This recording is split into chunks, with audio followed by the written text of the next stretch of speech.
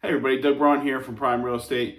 Welcome to our Buying a Home 101 series. This is episode 4. At this point, we've learned how to get pre-approved. We looked at how to, evaluate and look at houses, and now we're up to the stage where you found the house and you want to make an offer.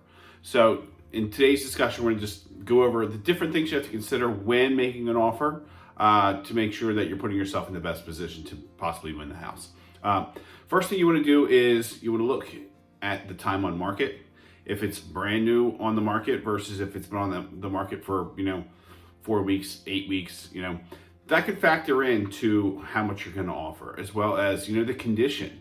If it's it needs a lot of work, you have to really look at what's the value there and how much you're going to have to put into it and so forth. Then also the competition. If it's fresh on the market and you have 10 offers, that's definitely going to change the way that you are going to present yourself or present your offer to the sellers in that instance versus if it's been on the market for a while and you are the only possible offer. So the first thing you're going to look at is the offer price. Obviously, that's the most important. Everyone considers that. So speak with your agent. A good agent will run comparable properties for you. So they're going to look at areas, similar condition, similar area, what has sold in the market.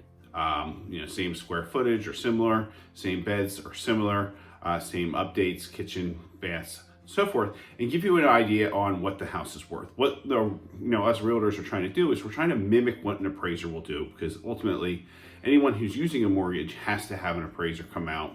The mortgage company will have one of their appraisers go out to value the property. So you have to make sure that if you're going 15, 20 grand over and the comparables don't support that, well, you might put yourself in a little bit of a bind. All right. The other thing that you're going to do is you're going to want a cost estimate, right? You want to know exactly, what are my closing costs? What is my monthly payment going to be on this? Obviously, realtors, we're not the loan officers.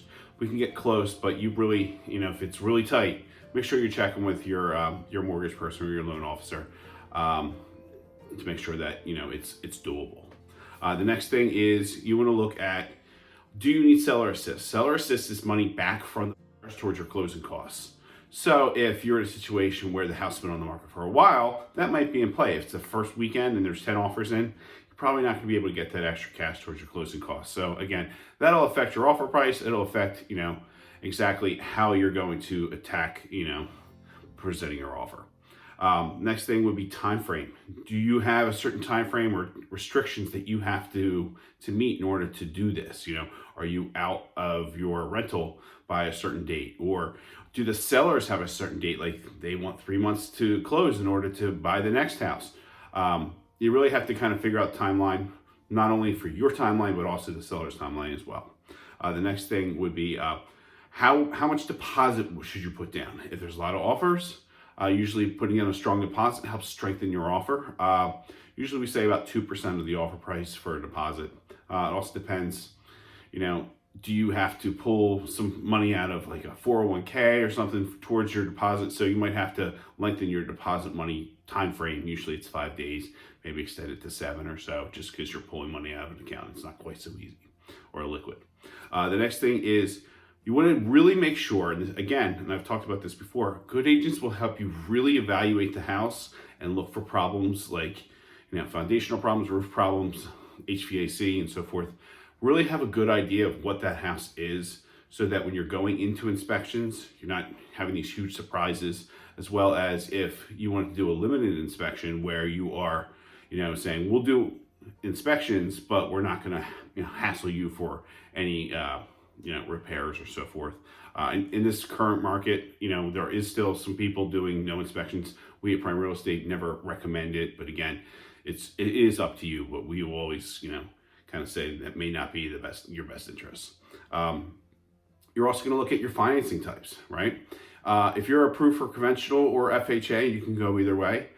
Depending on the situation, if you need that extra seller assist, FHA will give you more seller assist. Maybe down the line you refinance into a conventional, or if you're competing with umpteen thousand different offers, conventional is definitely stronger than an FHA offer. So once you have all of this kind of figured out, your real estate agent will write up the contract, and they'll send it over to you to review and sign.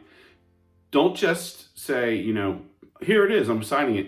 Make sure you ask questions, make sure you read it, go through it, make sure that you understand exactly what you're signing, because that's, it's always in your best interest to know exactly what the situation is. And, if you are going to stretch a little bit, what are the pitfalls or what would be some issues if for some reason you couldn't buy the house for, a certain reason. So you really want to do your homework, ask questions to your agents. Good agents don't mind questions. They want you to feel comfortable. Just like the agents here at Prime Real Estate, we love to make people comfortable. It's our goal. We don't care if you buy the first house, the third house, or the 100th house. We just want you to buy a good quality home so that you're happy, for the years to come. So if you need any help finding a home in the Philadelphia, Montgomery, Bucks County area, please give us a shout. We're here to help. And I hope that you found this both educational and informative, and I hope to hear from you soon. Thanks a lot. Bye-bye.